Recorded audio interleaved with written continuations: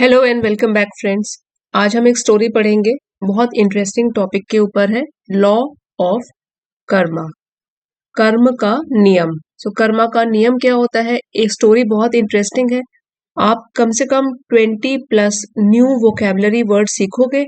इसी वोकेबलरी में ईडियम्स भी हैं और फ्रेजेस भी हैं। यहाँ आप देख सकते हैं कम से कम 21 न्यू वर्ड्स हैं और अलग से आपके लिए फ्रेजल वर्ब्स और ईडियम्स ये लिस्ट बनाई हुई है। लास्ट में हम ये रिवाइज करेंगे और फिर कुछ टेस्ट बेस्ड क्वेश्चंस हैं एमसीक्यू की फॉर्म में। जब आपको कहानी पूरी समझ में आ जाएगी, you can solve these questions और फिर आप इनके आंसर्स भी टैली कर सकते हो। ओवरऑल वीडियो काफी हेल्पफुल रहेगा आपके लिए। इसी के साथ लाइक कर दीजिए, अगर चैनल पे पहली बार आए हैं तो सब्सक्राइब भी कर लीजिए, साथ ही नोटिफिकेशंस ऑन करना ना भूलें। आइए शुरू करते हैं।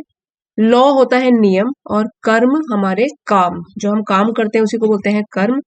उनका भी एक नियम है, उस नियम के बारे में जानते हैं। ज्यादातर आपने सुना होगा, जैसे कर्म करोगे वैसा ही फल पाओगे। अभी शुरू करते हैं।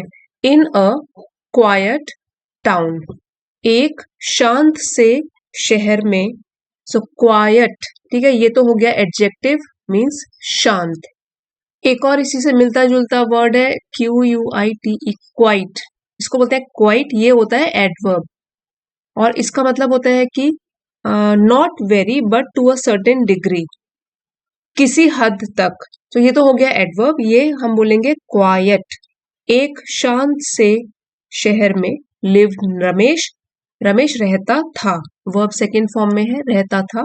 अ वंस वेल्दी बिजनेसमैन, ये हाइफनेटेड वर्ड है कि एक बार कभी जो अमीर था, वेल्दी था। एक वंस वेल्दी बिजनेसमैन, एक व्यापारी जो कि कभी वेल्दी था, कभी रहा होगा अमीर, ये एडजेक्टिव है, ठीक है। डिस्क्राइब कर रहा है बिजनेसमैन जो कि कभी रहा होगा अमीर।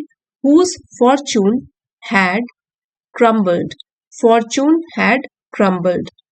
फॉर्चून का मतलब होता है बहुत ज्यादा संपत्ति, धनराशि, पैसे, a very large amount of money.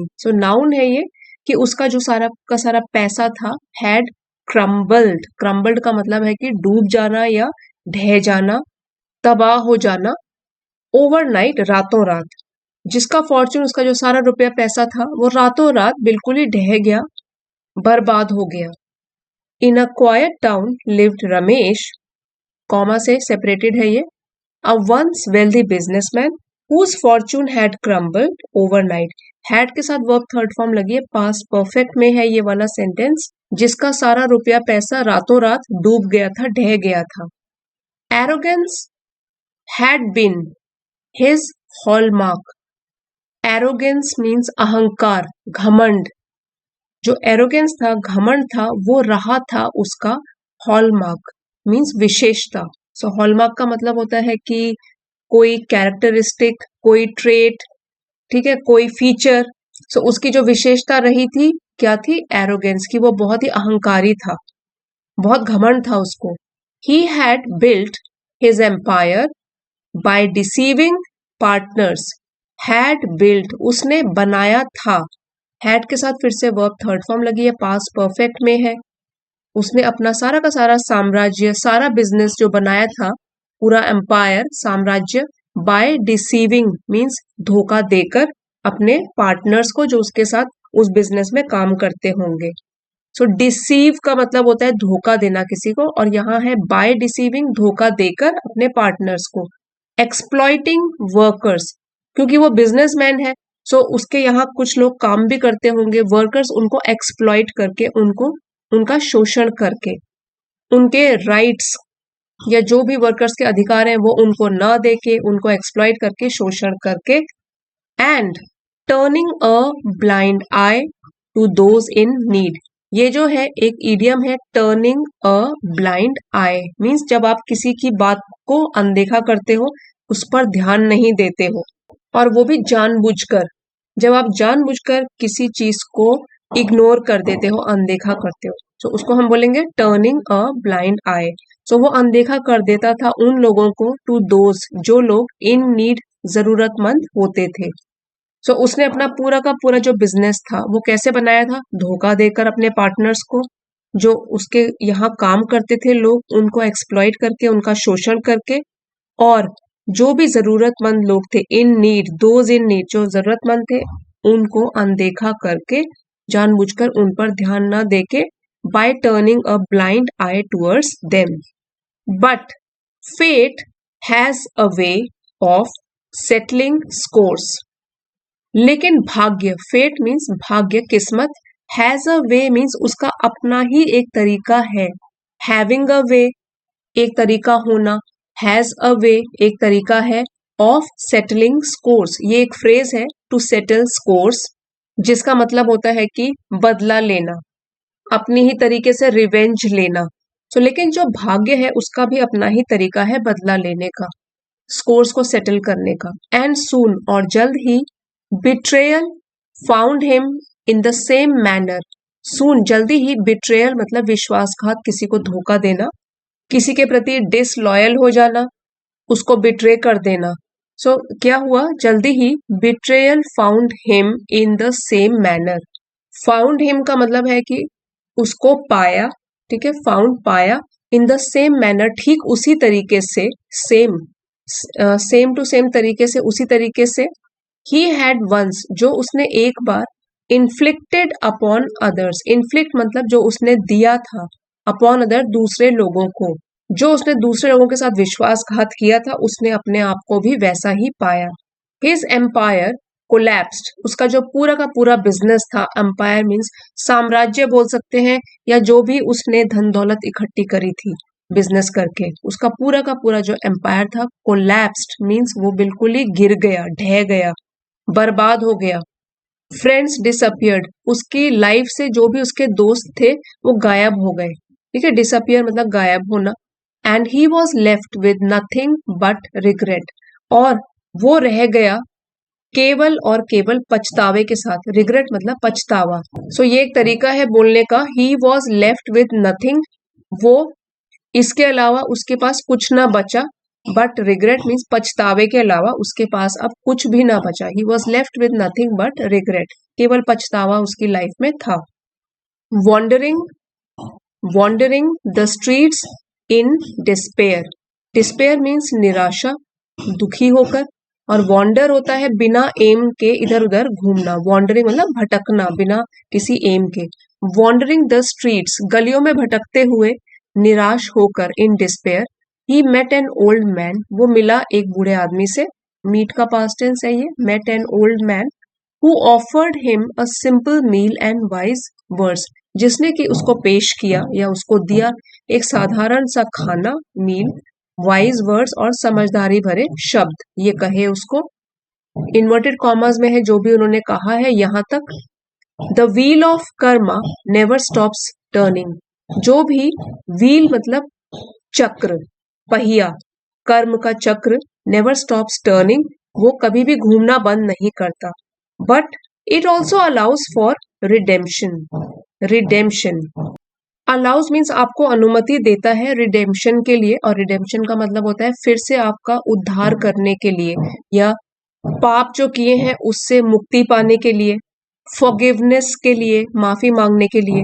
सो यहाँ उन्होंने बताया कि wheel of Karma never stops turning, जो भी समय का चक्र है, व्हील ऑफ कर्म, कर्म का चक्र है, वो कभी भी घूमना बंद नहीं करता. एक साइड से शुरू होता है, फिर आपको चीजें वही आपके पास आके वापिस आ जाती हैं. But it also allows for redemption, लेकिन आपको एक बार माफी मांगने का मौका जरूर देता है, फिर से उद्धार करने का मौका देता है, फॉरगिवनेस का मौका देता है. What you plant you shall reap, ये आपने कई बार सुना होगा, जैसा बोओगे वैसा पाओगे. जैसे बीज बोओगे तो फसल भी तो वैसी मिलेगी. वट यू प्लांट, जो भी आप प्लांट करते हो, बोते हो, सो यू शैल रीप, वैसा ही आप फसल को काटोगे. But if you sow kindness now, लेकिन अगर आप अभी, सो मीन्स बोते हो, काइंडनेस दयालुता, नाउ अभी, अगर दयालु बनते हो, चेंज करते हो, अपने में बदलाव लेकर आते हो और काइंडनेस दयालुता से व्यवहार करते हो, it will return in due time. So due time means जब समय आएगा, जब ड्यू होगा वो आपके पास वापस आएगा. इट विल रिटर्न, ये वाला कर्म, काइंडनेस वाला आपके पास सही समय पर वापस आएगा. With renewed resolve so renew word आपने सुना होगा, इसका मतलब है कि to give somebody new strength और एनर्जी, नई ऊर्जा, विद रिन्यूड रिजॉल्व। सो यहाँ पे क्या था नया, क्या नई चीज थी, रिजॉल्व, उसका संकल्प जो था, जो उसने अपना संकल्प अपने आप को चेंज करने का कर लिया था, वो रिन्यू करके एक नया रिजॉल्व लेकर, नया संकल्प लेकर रमेश बिगैन अन्यू, रमेश ने शुरू किया फिर से। अन्यू मीन्स नए सिरे से रमेश ने शुरू किया, और वो क्या था, not in wealth but in deeds. So फिर से उसने शुरू तो किया, लेकिन पैसे को लेकर नहीं, वेल्थ को लेकर नहीं, बल्कि कर्मों को लेकर। अब उसने अपने कर्म भी बदल दिए। He helped the very workers he had wronged.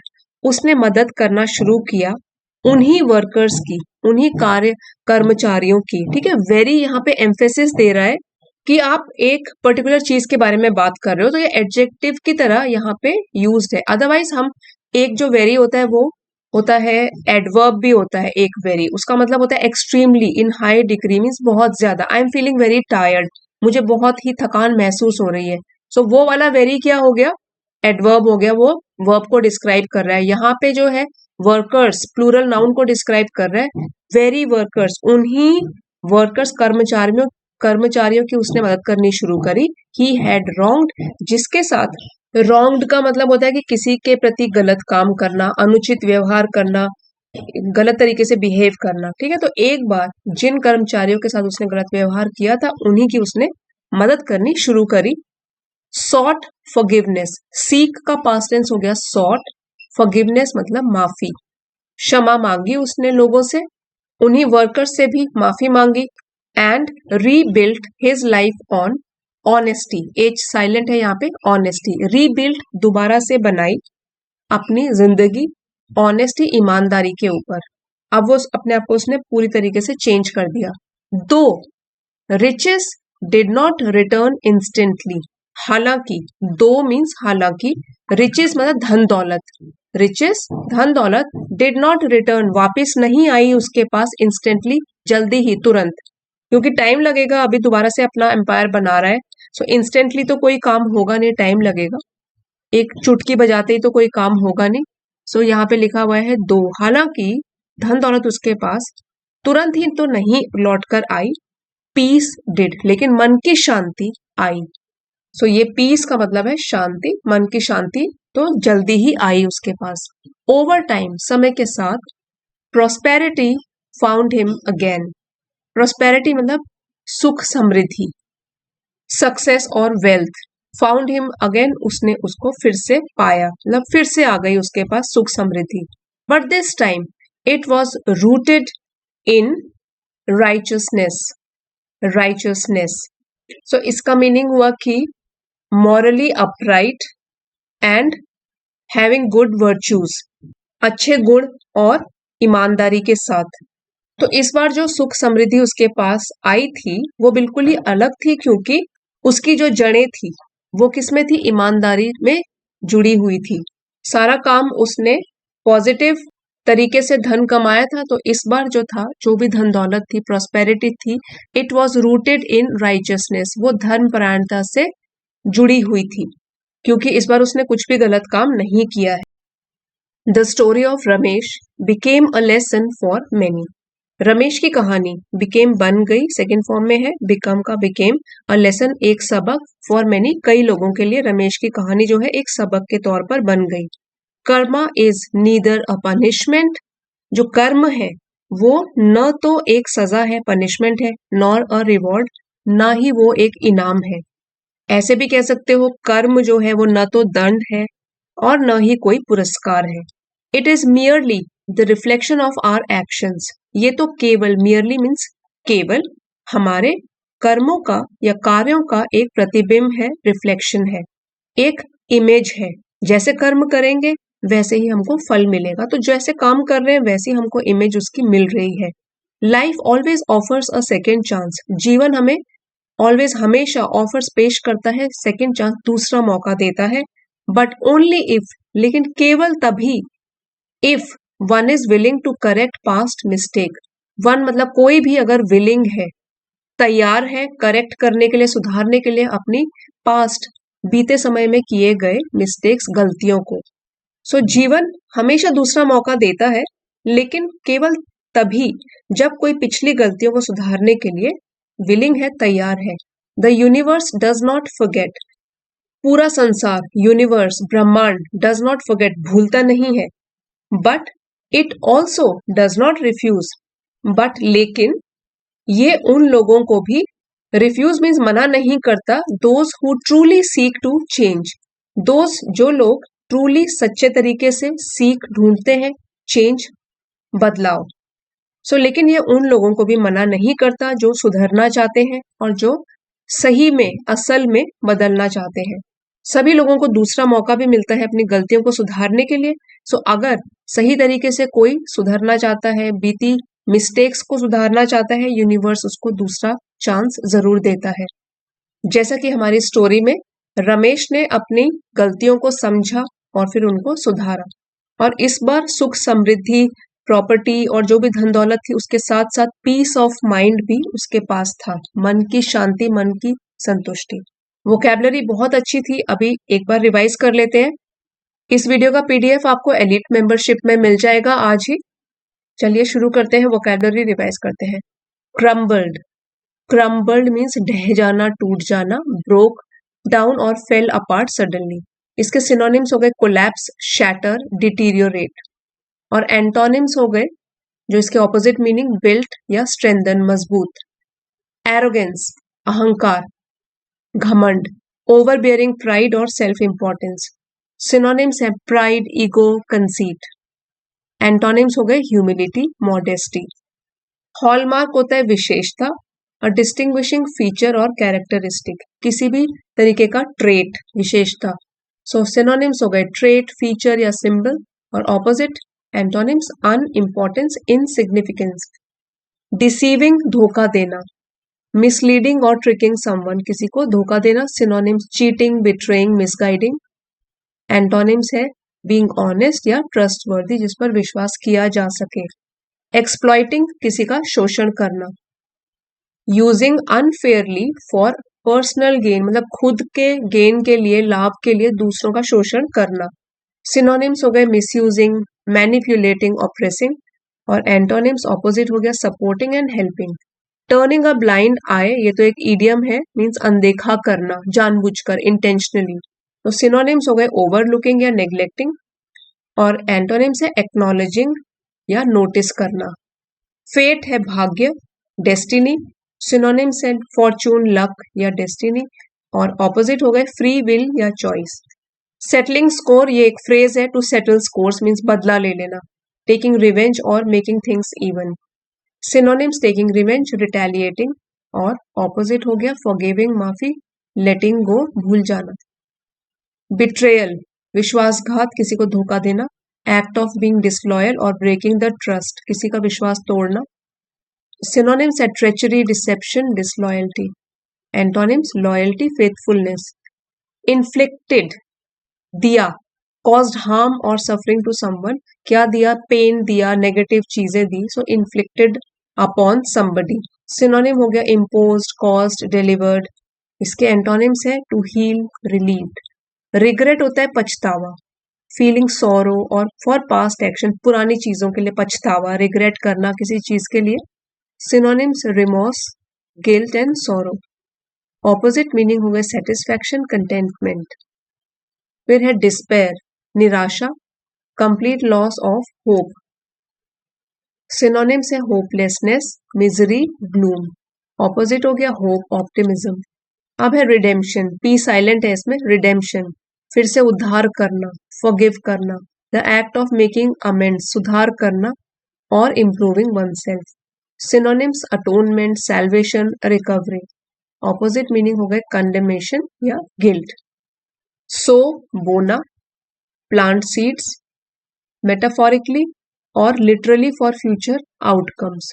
सो एक तो हो गया कि बीज बोना, लेकिन एक तरीके से मेटाफर, रूपक के रूप में हम कैसे बोलेंगे कि फ्यूचर के लिए आउटकम्स जो होंगी, वो जो अभी आप बोते हो और फ्यूचर में जो आप उसका फसल काटोगे, वो एक मेटाफोरिक तरीका हो गया। सिनोनिम्स हो गए टू प्लांट, स्प्रेड या इन्वेस्ट। और एंटोनिम्स डिस्ट्रॉय, अपरूट। रिजॉल्व होता है संकल्प, पक्का इरादा, strong determination. Synonyms determination, decision, will power. और ऑपोजिट हो गया हेजिटेशन, वीकनेस। डीड्स हमारे कर्म, सो सिनोनिम्स हो गए एक्शन, एक्ट, एक्सप्लॉइट्स। और ऑपोजिट इनएक्शन, आइडलनेस, बिना किसी काम के बैठे रहना। फॉरगिवनेस, क्षमा, माफी, act of pardoning someone for a mistake, कोई मिस्टेक गलती के लिए माफ कर देना। Synonyms pardon, clemency, mercy.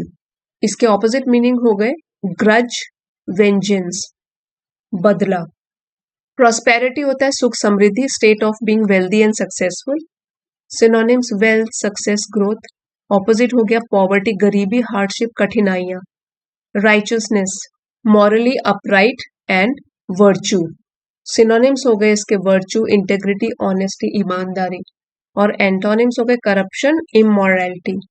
Reflection होता है अपनी इमेज, प्रतिबिंब, थॉट, आइडिया और image representing something else. Synonyms हो गए इमेज या थॉट, और एंटोनिम्स रियलिटी, इग्नोरेंस। अब कुछ फ्रेजल वर्ब्स और इडियम्स जो आए थे उनको दोबारा रिवाइज कर लेते हैं। To turn a blind eye means जानबूझकर किसी चीज को अनदेखा करना या इग्नोर कर देना। व्हील ऑफ कर्म, कर्म का चक्र, wheel. Idea that our actions lead to consequences over time, कि जो हमारे एक्शंस है वो लौट कर हमारे पास वापस आएंगे, टाइम के साथ, समय के साथ हमको उनका फल भुगतना पड़ेगा। Settle scores, to settle score मतलब बदला ले लेना, टू टेक रिवेंज और मेक थिंग्स इवन। नेक्स्ट है what you plant you shall reap, या बोलते हैं what you sow, SOW, sow shall you reap, जैसा बोओगे वैसा काटोगे या जैसा बोगे वैसा पाओगे। और एक फ्रेज थी रूटेड इन राइचियसनेस मीन्स धर्म पे आधारित होना, धर्म को बेस बनाना, उस पर आधारित होना। Having a strong moral foundation, सच्चाई, ईमानदारी पर आधारित होना और उन्हीं से ही जुड़े रहना। अब आपके लिए इसी स्टोरी पर बेस्ड कुछ क्वेश्चंस हैं, आप इनको पढ़िए और अपने आप सॉल्व करने की कोशिश कीजिए। बाद में आप कमेंट्स में, पिन कमेंट्स में देख सकते हो इनके आंसर्स, टैली कर सकते हो। What led to Ramesh's downfall? कैसे हुआ, किस चीज के कारण उसका डाउनफॉल हुआ? His business was affected by economic recession. He lost everything due to his dishonest and exploitative actions. His workers betrayed him without reason. He willingly gave up his wealth to experience a simple life. Next question है, what does the story teach about karma? It is a form of punishment. It only affects bad people. It works in a cycle, but redemption is possible. Karma does not impact one's life at all. और third question है, how did Ramesh find peace again? फिर से कैसे मिली उसको शांति? By seeking revenge on those who wronged him, by moving to another town and starting fresh, by helping those he had previously exploited and seeking forgiveness by regaining his lost wealth. Video pause करके आप अपने आप भी इसको एक बार पढ़ लीजिए और करेक्ट आंसर इसके टैली कर लीजिए। और फ्रेंड्स, आज का वीडियो अगर आपके लिए जरा भी हेल्पफुल रहा है, इसको प्लीज लाइक कीजिए जरूर और अपने फ्रेंड्स के साथ शेयर कीजिए। चैनल पे नए हैं तो सब्सक्राइब भी कर लीजिए। थैंक यू फॉर वॉचिंग, मिलते हैं अगले वीडियो में।